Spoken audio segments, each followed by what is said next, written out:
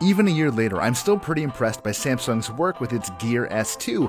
It was cute, it had some decent Tizen apps, and by far the best control scheme I've ever used on a smartwatch. It wasn't perfect though, so it's no surprise Samsung is back at it again this year with two new versions, the Gear S3 Classic and Gear S3 Frontier. Before we go any further, know this.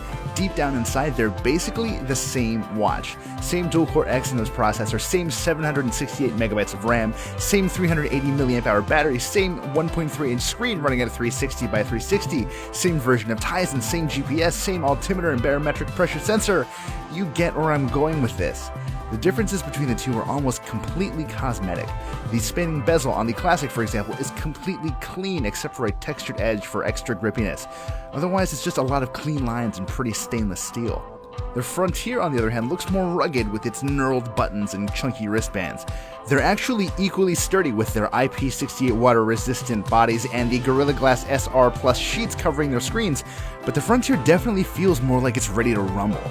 I didn't expect it to be my speed, but now, I gotta tell you, it's the model my wrist craves for some reason.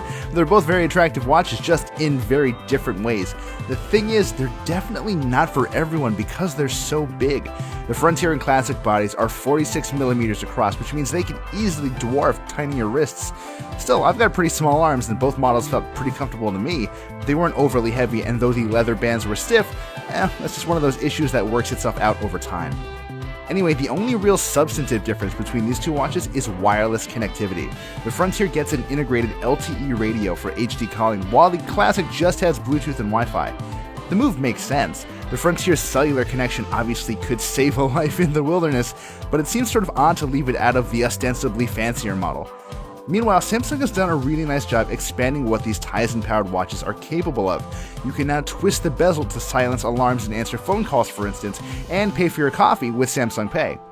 Both versions of the S3 picked up some S-Health tricks from the Gear Fit 2 as well. They'll support leaderboards and automatically start tracking your workouts. For all its faults, the Gear S2 helped Samsung find its smartwatch footing. With the Gear S3 Classic and Frontier, though, Samsung is getting more comfortable and letting more of its character shine through. Stay tuned, both models are set to launch later this year and we'll dig deeper when they do.